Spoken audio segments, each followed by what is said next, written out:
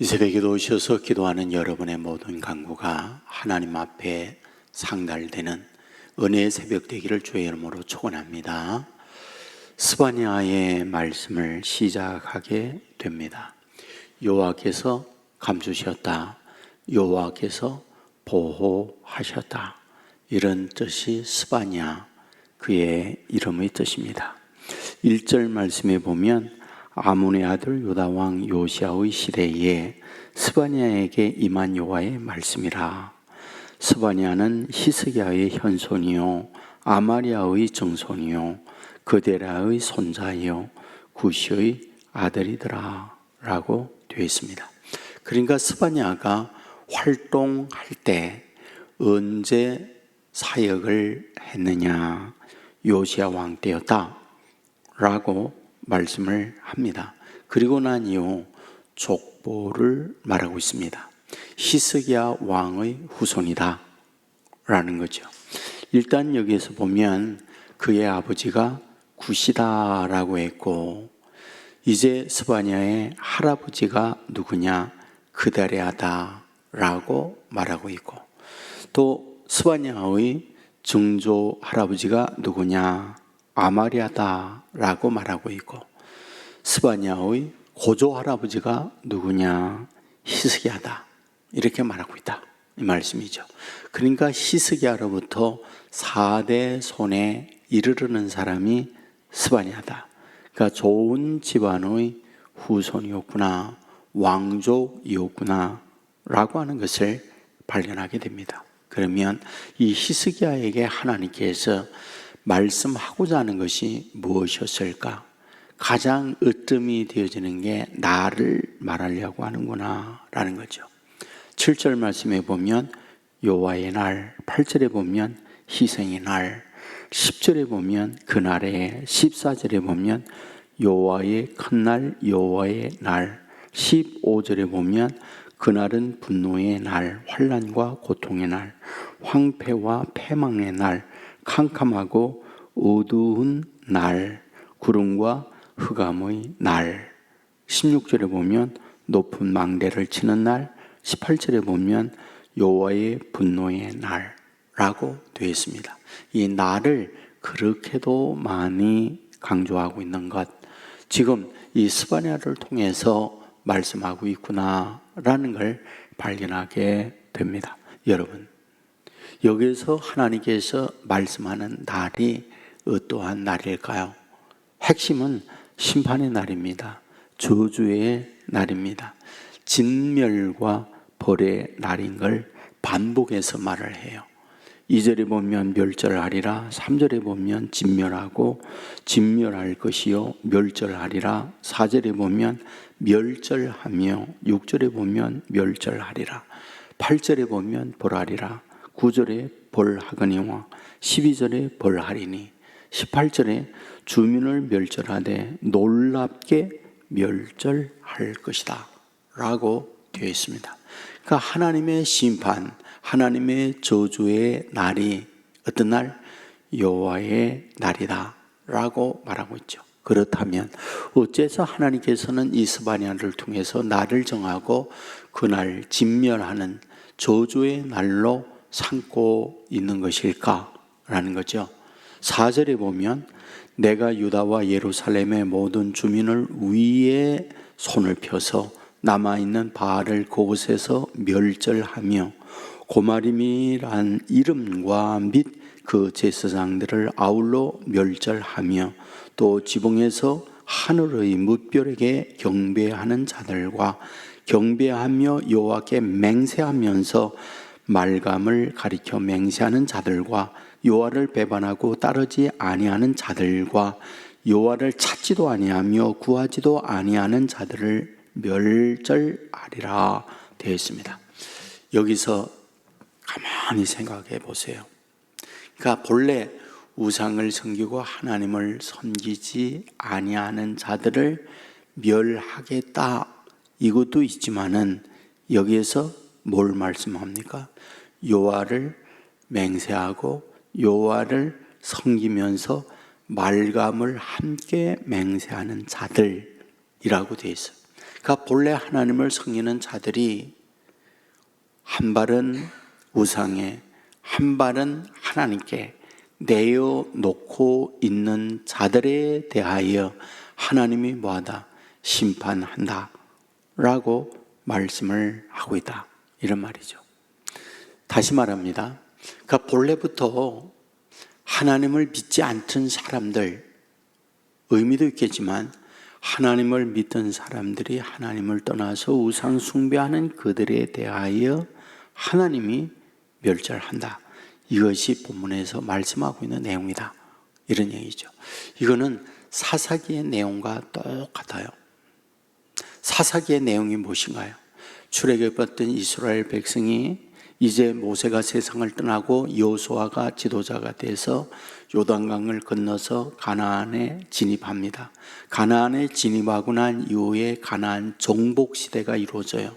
그것이 여호수아서의 내용입니다.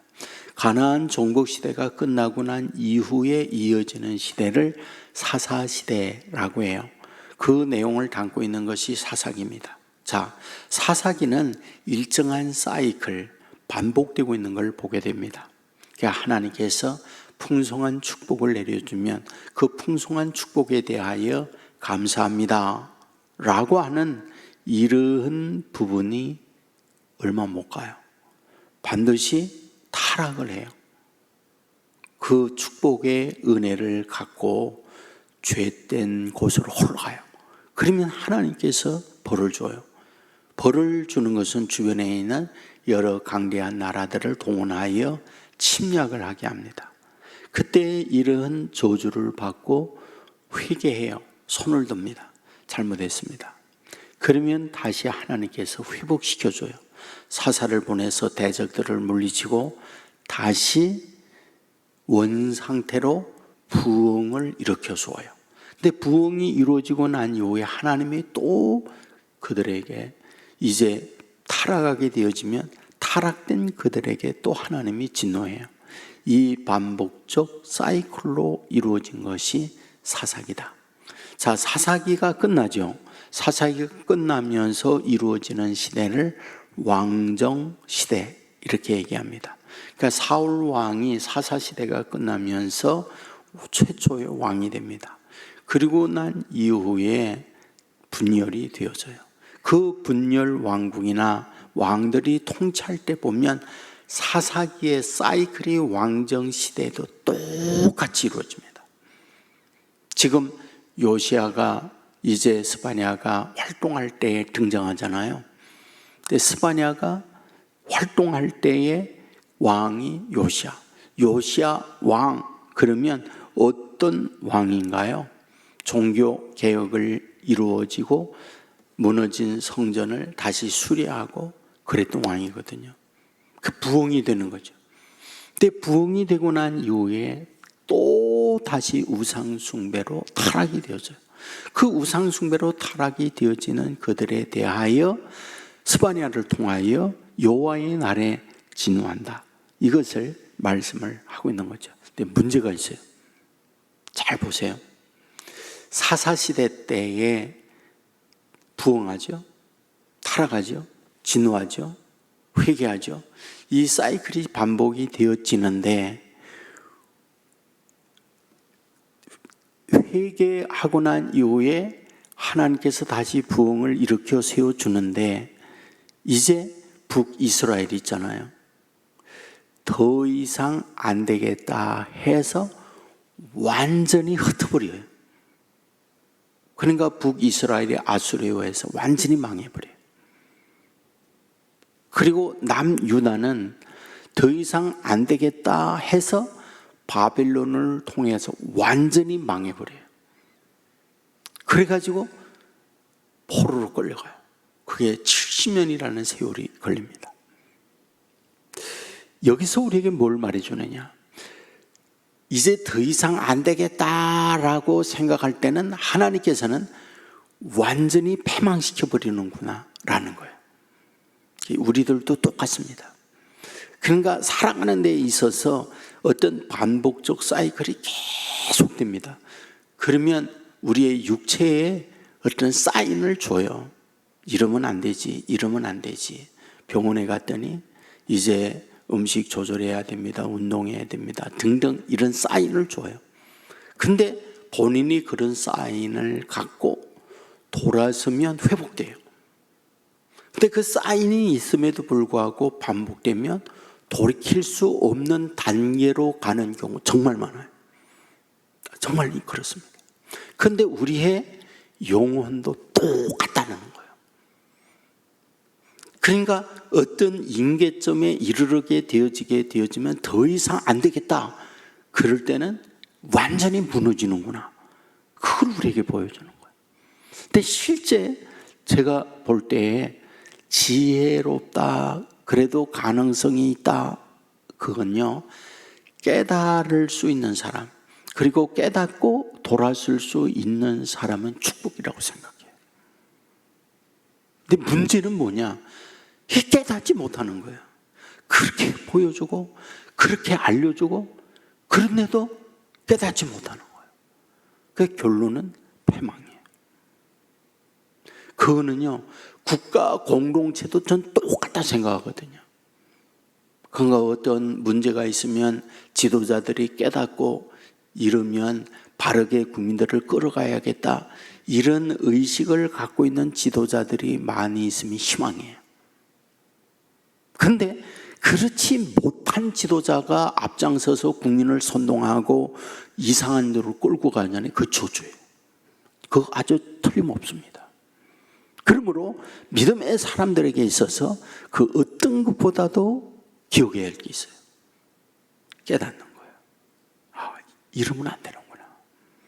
그런 영적 민감성을 가지고 늘 자기를 성찰할 뿐 아니라 돌아서야 돼요. 그래야 희망입니다.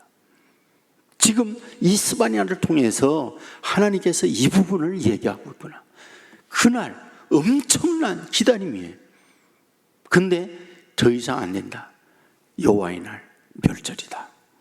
지금 이걸 얘기하는 거죠. 그러므로 이 새벽에도 영적 우리의 민감성을 가지고 어떤 말이라든지 사건이라든지 상황을 보고 지혜롭게 깨달을 수 있는, 그리고 깨닫기만 하는 게 아니라 돌아설 수 있는, 이것이 희망이고 축복이다. 이 사실을 믿으시기를 주님의 이름으로 축원합니다. 은혜로우신 아버지 하나님, 우리를 이 새벽에 깨워주시고 주의 전으로 인도해 주시니 감사합니다. 비 내리는 우중에 있지만은 비 속을 헤치며 주의 전에 나와 아버지 앞에 엎드리고 있사오니 주의 자녀들을 기억하사 하늘의 은혜, 하늘의 비밀, 하늘의 축복 허락하여 주시기 원합니다. 우리의 입을 열어 아버지 앞에 아뢰게 될 때에 하늘문이 열리는 기도가 되게 하여 주옵소서. 갈멜산에서 기도하던 엘리야의 기도를 들으사 하늘에 불을 내리고 또한 가뭄으로 3년 반 동안 하늘이 닫혀있던 문이 열리며 비가 쏟아지듯 이런 은혜의 축복을 허락하여 주옵소서. 한내가 기도함으로 대문을 여서 사무엘을 허락하듯 기도하는 종들에게 이 같은 은혜를 내리워 주시옵소서.